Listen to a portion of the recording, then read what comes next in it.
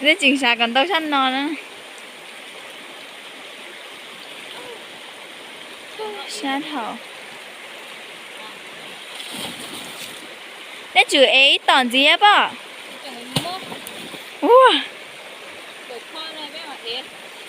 Ấy sang mùi nó tàu thịt tia hết nó xuống nào. Nó toàn tàu thịt tia. Đỡ lên đỡ.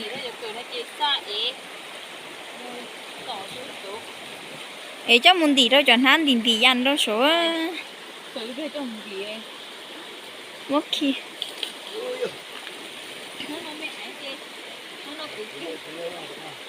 Sao thịt tia lên nè.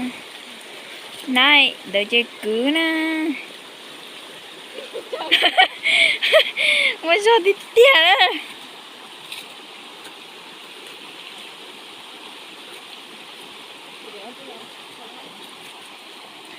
Mới cho thịt tia. Mình sẽ biết tất kể.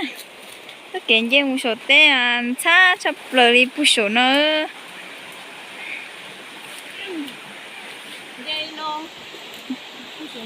Dê nó hơn dê chọi xe má dê chọi chăn tông mù nữa số nó dê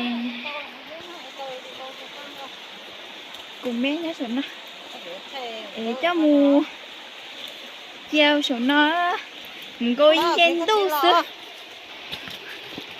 mình coi gen tu ha cho số nó gì cũng bao giờ mình chơi số nó ế bố nó là yeah ôi sao đi tía sao tía nữa sao liền à sao liền đặt một ế đùa rồi ha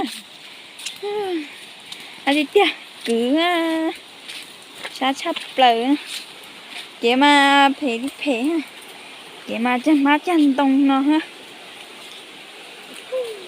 nổ vì nó bù hổ gì đặt ăn dây bù hổ toang nó sao tít tía nó to in nuôi xoay rổ đi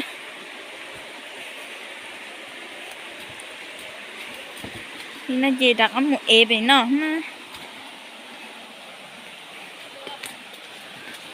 đặt ăn một ế nó